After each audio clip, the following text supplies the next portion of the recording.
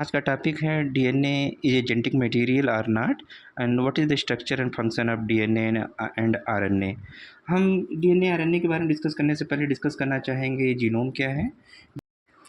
चलिए आज अब हम आपको बताते हैं कि कोई भी जो लिविंग ऑर्गेनिज्म है जो उनकी जो जेनेटिक इन्फॉर्मेशन होती है वो जो कि हम जानते हैं डीएनए है या जो टोटल इन्फॉर्मेशन उसको हम जीनोम भी कह सकते हैं।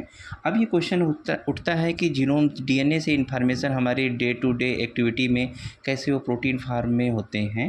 तो इसके लिए दो प्रोसेस इसके बीच में आती है ट्रांसक्रिप्शन, जिससे कि जो हमारा डीएनए है जो मैसेंजर आरएनए और डिफरेंट आरएनए में कन्वर्ट होता है, और उसके बाद दूसरा प्रोसेस होती है ट्रांसलेशन, जिसमें यही एमआरएनए से जो इन्फॉर्मेशन है जेनेटिक इनकोड के माध्यम से प्रोटीन बायोसिंथेसिस होती है। इसमें डिफरेंट टाइप्स के एंजाइम्स का रोल है जो हम डिस्कस करेंगे लेटर। चलिए हम बात करते हैं डीएनए की खोज कैसे हुई। एक्चुअली 1869 में एक साइंटिस्ट थे, स्विस बायोकेमिस्ट थे, वो जर्मनी में एक प्रयोग कर रहे थे। तो उन्होंने ह्यूमन ब्लड सेल से कुछ क्रूड मिक्सचर निकाला और जिसमें उन्होंने पाया कि यही क्रोमोसोमल प्रोटीन है, डीएनए है। फर्दर उन्होंने इसी फाइंडिंग को प्रूव करने के लिए एक मछली होती है उसके स्पर्म से भी न्यूक्लिक एसिड निकाला और उन्होंने अपने केमिकल टेस्ट द्वारा ये प्रूव किया है कि ये एसिडिक है और फास्फोरस से रिच होता है। 1903 में सटन एक साइंटिस्ट थे, उन्होंने एक क्रोमोसोम थियरी प्रपोज किया। उन्होंने ये कहा है कि जो जीन का बिहेवियर है वो जो है क्रोमोसोम के पैरेलल है। तो यहाँ पे अभी तक किसी को जीन डीएनए में डिफरेंस नहीं पता था, लेकिन जब ये हाइपोथेसिस आया तो लोग ये जान गए कि जीन इज ए फैक्टर। तो फिर भी फर्दर लोगों ने डीएनए के कॉन्सेप्ट को एक्सेप्ट नहीं कर रहे थे, वो बिलीव कर रहे थे कि protein is a major factor. लेकिन प्रूव करने के लिए कि डीएनए ही जेनेटिक मटेरियल है तो दो क्लासिकल एक्सपेरिमेंट है। एक एवेरिक एट अल का है 1944, जिसको हम लोग ट्रांसफार्मिंग प्रिंसिपल कहते हैं, जिसमें इन्होंने स्ट्रेप्टोकोकस निमोनिया काज करने के लिए बैक्टीरियल सेल से एक्सट्रैक्ट किया, उसे प्रूव किया।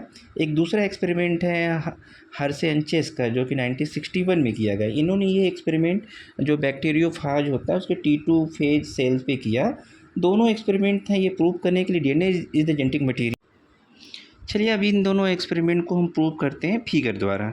यहाँ जो पहला फिगर है वो ट्रांसफार्मिंग प्रिंसिपल के बारे में है। आप देख रहे हैं कि जब इस हार्मलेस बैक्टीरिया मतलब इसमें स्ट्रेप्टोकोकस न्यूमोनी नहीं था, न्यूमोनिया के काजल एजेंट नहीं था, तो जो चूहा है आपका वो सर्वाइव किया। सेकेंड में आप देख रहे हैं यहाँ पे ट्रांसफार्मिंग प्रिंसिपल जो कि एक्चुअली में डीएनए था। जब उसको हार्मलेस बैक्टीरिया में ऐड किए तो जो चूहा है वो मर गया और उसके डेड बॉडी से हमें विरुलेंट बैक्टीरिया निमोनिया की मिली। तो ये एक हाइपोथेसिस रही कि ये ऐसा हो सकता है। तो उन्होंने डीएनए है कि वो आरएनए है, तो आरएनए की प्रोबेबिलिटी को डिस्प्रूव करने के लिए उन्होंने राइबोन्यूक्लिएज किया। ये एंजाइम आरएनए को डिग्रेड कर देगा। अगर आरएनए जेनेटिक मटेरियल होगा तो चूहा जो है जिंदा रहना चाहिए, लेकिन ऐसा नहीं हुआ। इससे ये कन्फर्म हो गया कि डीएनए ही है। इसकी फर्दर कन्फर्मेशन के लिए उन्होंने डीऑक्सी राइबोन्यूक्लिएज जो कि डीएनए को डिग्रेड करेगा, जब इस एंजाइम का यूज किया तो डीएनए डिग्रेड हुआ, चूहा सर्वाइव हुआ। तो ये कन्फर्म हो गया कि DNA is the genetic material. Similarly एक दूसरे एक्सपेरिमेंट में इसे प्रूव करने के लिए कि प्रोटीन है कि नहीं, तो उन्होंने जो बैक्टीरियोफेज का लिया उसमें जो वायरल डीएनए था उसको 32 फास्फोरस से लेबल किया, और जो वायरस की कोट होती है वायरल कोट, उसको कैप्सिड भी कह सकते हैं, उसको 35 सल्फर से किया। तो ये एक सल्फ़र जो है कि ये प्रोटीन का एक कंपोनेंट मेजर कंपोनेंट है और phosphorus DNA component major component है।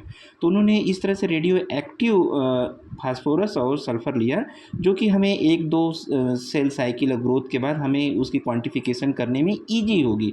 तो उन्होंने फाइनली ये पाया कि 2 सेल डिवीजन के बाद भी हमें जो प्रपोर्शन थी रेडियो एक्टिव लेबल्ड फास्फोरस की वो 70% रही, से भी ज़्यादा रही, और 2 साइकिल के बाद जो रेडियो एक्टिव सल्फ़र थी उसकी अमाउंट लेस देन 1% हो गई थी। ये इस चेस के एक्सपेरिमेंट को कंक्लूसिव एविडेंस माना गया कि DNA is the genetic material.